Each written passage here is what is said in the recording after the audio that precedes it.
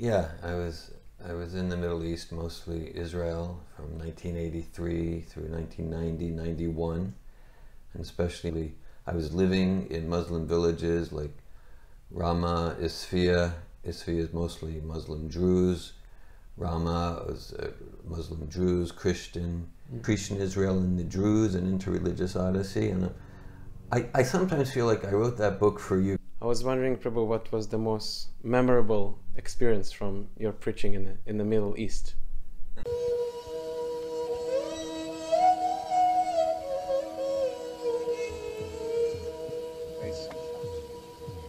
And the drums are all...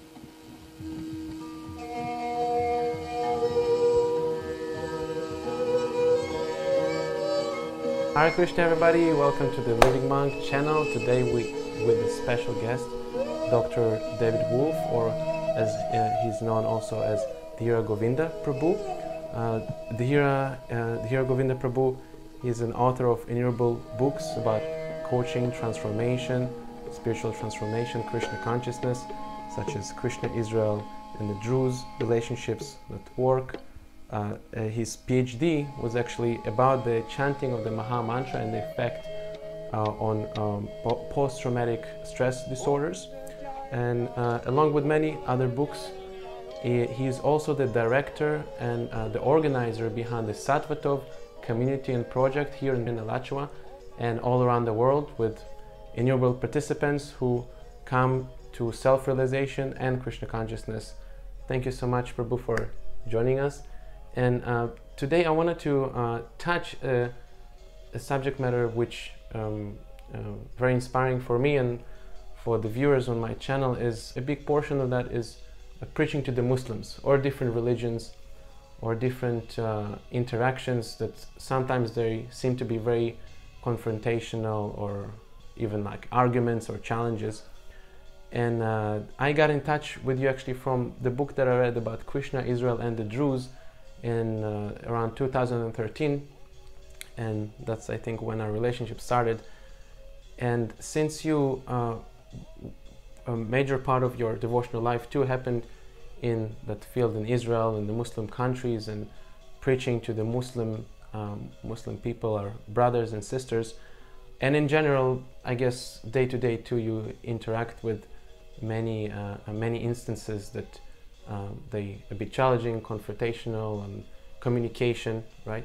I was wondering if you could give us and me myself a tip or an advice when it comes to these tough situations and in relationships, interreligious interactions, misunderstandings of all sorts, how to deal with them in a way which will be productive for both sides and through which we can grow spiritually as a spiritual community.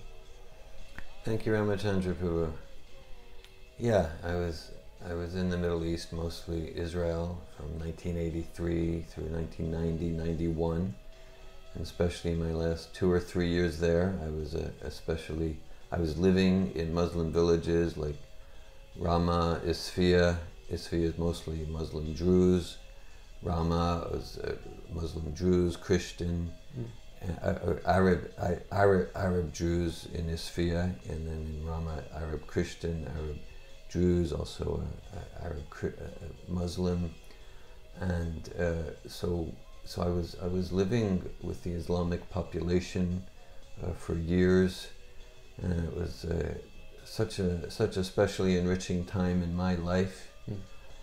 And at the same time, yeah, it was edgy at times. We have, as you have experience, we have so many stories of, like conflictual and potentially emotionally charged situations, and so whether it's in the Middle East or here in Florida or Europe or wherever, that. I find like a universal principle is everyone responds to being understood. Understood doesn't necessarily mean being agreed with. everyone responds to being understood. And so I endeavor to that whoever I'm exchanging with, that they feel understood in their point of view, in their perspective towards me and what I represent for them. And that, well, there's a saying, people don't care what you know till they know that you care. And a fine way to show that we care is before presenting what I think I know, that I'm committed that the other person feels understood. So I find that to be an important principle to create meaningful, enriching dialogue, where I want to be dedicated to understanding, and also to approach each conversation truly in a spirit of discovery. Certainly with each individual in each conversation, in most every case, I have things I want to share and I want to communicate. And I have maybe what I consider to be some ancient wisdom that I have some insight about. And I'm open to what's my opportunity for growth and learning and deepening and enhancing my understanding of spiritual truth and my understanding of what it means to be a spiritual being having a human experience, and my realization of universal principles, knowing that this other human being, or this group of 2, 3, or 1,000 human beings, that they have distinctive realizations about life that I'm missing right now, and that it's no accident that we came into contact with each other. I know in my time in the Muslim, Druze, Arab Christian villages, I grew so much as a human being. I grew so much as a devotee of Krishna, as a follower of Prabhupada. From their wisdom, their life experience. So, coming in with, I have a lot to share, and I'm eager, and I like to be in a childlike spirit of wonder and discovery. What do I get to learn here? What's my growth opportunity? What's the possibilities for expanding my philosophical and spiritual horizons? And I mentioned, but like dedication to understanding, and for me that relates to what I'll call Supersoul connection. Supersoul connection. Our spiritual teacher, A.C. Bhaktivedanta Swami, and then he emphasized that he wants his followers and aspiring followers to be so deeply realized in the universal principles of this process of Bhakti Yoga, Krishna consciousness, to be so deeply realized that we're able to effectively communicate any of the principles in such a way that everyone responds auspiciously, positively, and which means we're not just, we don't have just some rote mechanical things that we say, that were realized in the principles, so that whether I'm speaking with you or someone who comes from, let's say, a non-theistic scientific background, or someone who identifies as a Buddhist or a secularist or a Shiite or a Sunnite, or someone who identifies as an Israeli Jew or a Canadian Christian or whatever, that these are universal principles. And so it's like my responsibility and opportunity how to communicate the principles such that it will resonate. And sure, like let's say if I notice I'm not effective, for sure, it might be something about the other person, that they have their limitations and they have their narrow box that they're filtering things through. That could be true. And I'm wanting to take a look, what is it about myself? What is it about myself? Where am I lacking realization that till now I've not found a way to communicate these essential principles, essential universal principles? for example, this one for example. So a quick thought exercise I sometimes do in my presentations. Again, whether in a program in a Muslim village, or in a Satvatove seminar, here in North Florida, or in New Zealand, or in India, or wherever. Just a few weeks ago, Marie Glishine, Malini Dasi, and myself, we co-facilitated a Satvatove Foundational Seminar. And so I started off the seminar right in the first minutes. I said, and we had a group of maybe 40 or 50. I said, okay, imagine you're looking at a photo of yourself from when you were 5 years old. Now, when you look at that photo, do you say, who is that stranger? Who is that person? No, you say, oh, that's John when I was 5. That's David when I was 5. That's Mary when I was 5. Now, we know from science, we know from chemistry, that there's not one cell, not one atom in your body now that was there when, there's not one atom in your body now that was there in your 5-year-old body. So but still there's some constant identity that I call David, right? So that indicates that the identity, it's something completely non-physical. The body changes, but there's some constant identity. Now, I guess my point here is someone can say, well, what if I'm Muslim? What if I'm black? What if I'm a woman? What if I'm 80 years old? What if I'm 20 years old? It's not relevant. It's a universal principle. The body changes, and so there's some constant identity that I call Sali, Mark, Ahmed, whatever. Okay, so it's whatever. Someone might identify as black, white, Russian, Jew, Arab, but it's a constant identity. I remember this was about 4 or 5 years ago, and I was conducting a presentation, just a 1-hour presentation. It was in Colorado. It was at a veterans hospital in Colorado. And so it was mostly medical professionals, doctors, nurses, some psychiatrists, a few social workers. And so I remember the director of the hospital was there, and I started the presentation. And I said, okay, let's say someone comes to you and says, I've hurt my finger. So I said, now in that simple phrase, my finger, there are 2 entities. There's the finger, and there's the owner of the finger. So I asked them, who are you treating? Are you treating the finger or the owner of the finger? My finger. There's 2 entities. I remember the director of the hospital, he was a little stunned, as were others. And he said... That was Colorado, you said? It was in Colorado. Okay. Golden, Colorado. Okay. He said, well, David, that's a very simple question. But we never thought about it. And they all nodded their heads. Yeah, it's a simple question, but we never thought about it. I said, it's an important question because, the finger is made of the same stuff as this chair or that table. It's dead matter. There's no healing potency. There's no healing potency in the dead matter in the finger. The healing potency is in that irreducible quantum of consciousness that's the owner of the finger.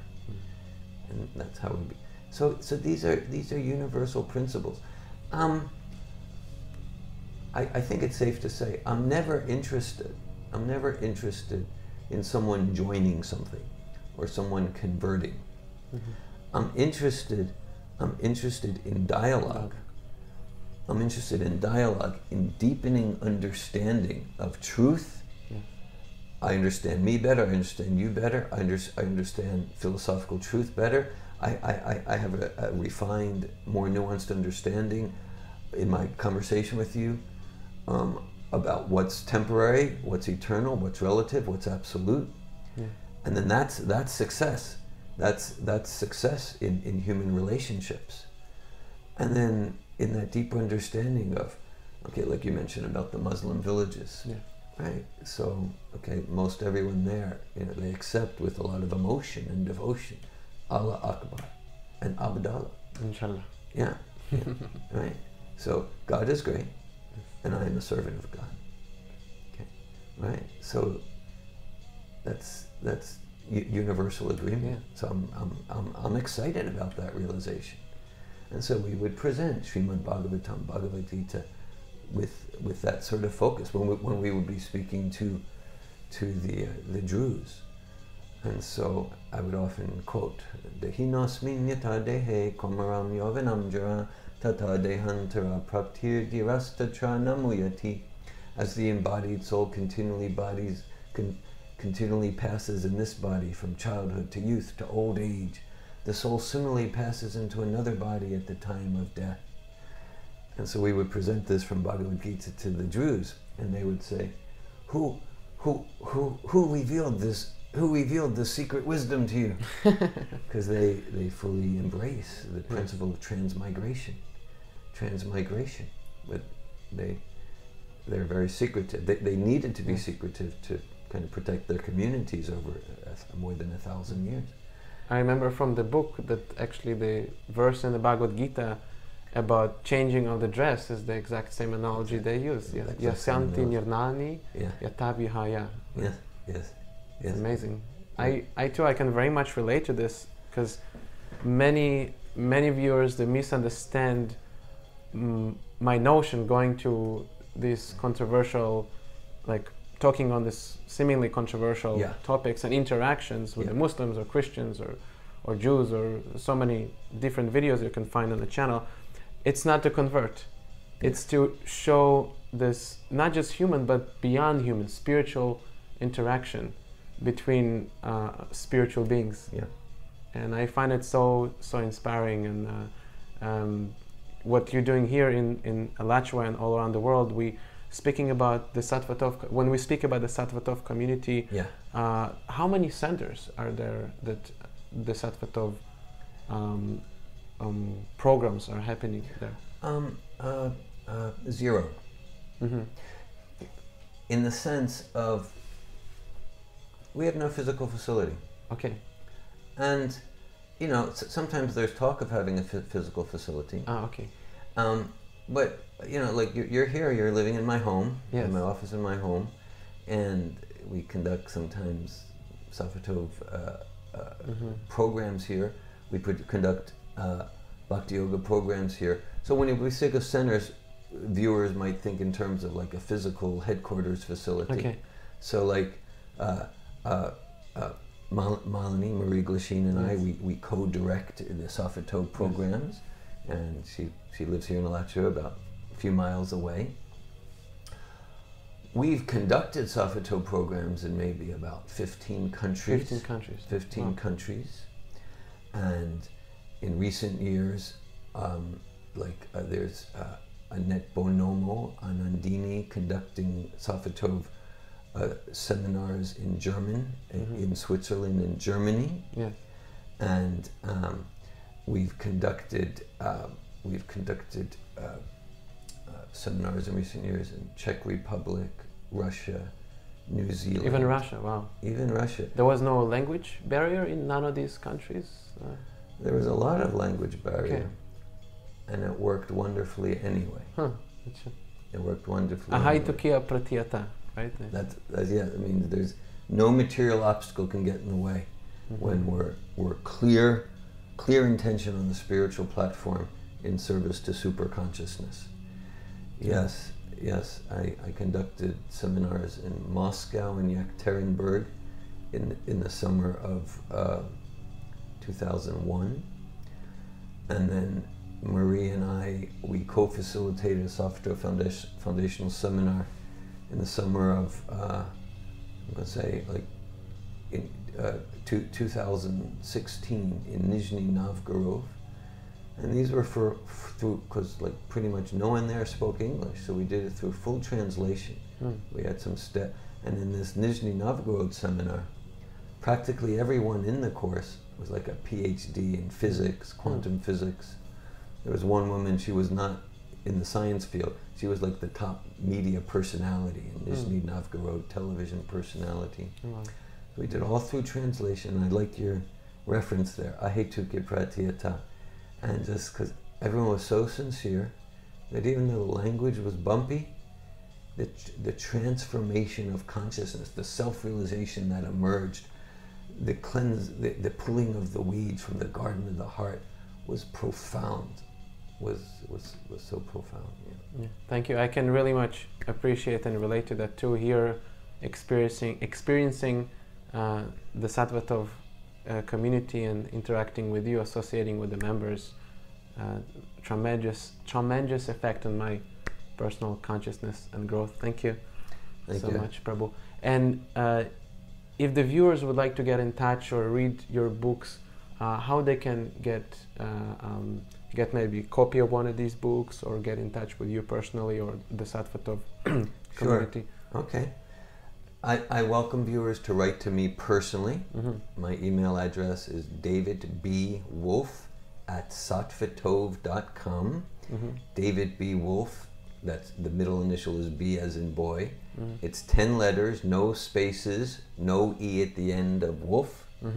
davidbwolf@satvatove.com. I'll spell Satvatove.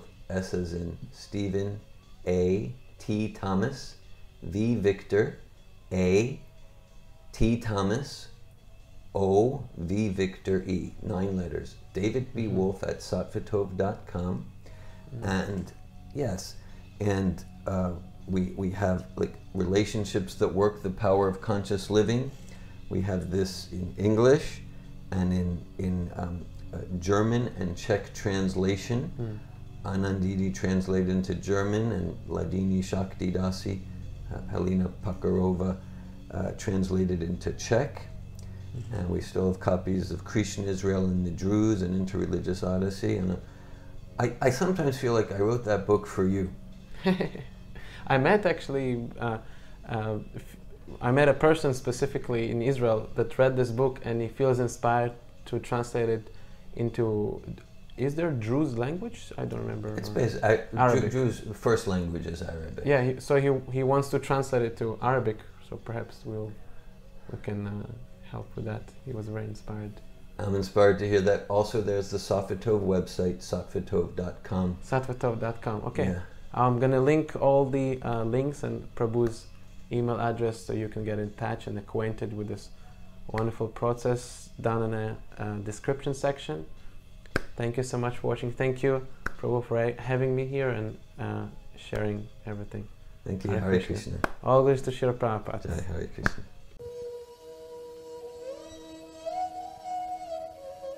I was wondering, Prabhu, what was the most memorable experience from your preaching in the Middle East? That's a tough one. Hours and hours about memorable. Salman Falach, he was, at that time, he was the Minister of Education for the Druze. And even though every Druze library in Israel already had a set of Prabhupada's books, he purchased sets of Prabhupada's books, everything we had in Hebrew for every Druze. He purchased more than $10,000 of Prabhupada's books for Druze libraries because he wanted to be sure that the Druze had access to these. 30,000 sets or something. Yeah, it was, and for his own personal library, he got a full set in English of all of Prabhupada's books, Srimad Bhagavatam and Chaitanya Charitamrita, and he wanted to make sure that the Druze children have access to Prabhupada's books in whatever language they speak. So that was very exciting. Yeah. There was, you and I had this talk, I mean, it was one of my first visits to a Druze village. I mean, the details are in the book, Krishna Israel and the Druze, but I was strolling, it's like this very mountainous village, Rama, the village of Rama. And I was a little scared because I didn't, we didn't know what's safe, and it's a Muslim village. And so I was scared, and I was in Dhoti, Kurta, and Tilak, and I was strolling up, and got to the top of the mountain, and there was one house, and I was about 27 at the time, 28, and then a young fellow, maybe in his early 30s, he opens the door, smiles at me, sees me in my full devotional attire with this cart of books, and he says, "Oh yes, come on in." And his name was Salach, and I invite him in. It was like I didn't know what to expect, and then we sit, and he presses the play button on the tape recorder, and Srila Prabhupada singing Sad Goswami Astaka starts coming out of the tape recorder. It's completely surreal experience. And then he ended up purchasing a full set of Prabhupada's books that we had in Hebrew and a few that we had in Arabic, and he told all his friends, and that was the beginning of a whole chain reaction momentum. Let's read the book Krishna, Israel, and the Druze. Hare Bol.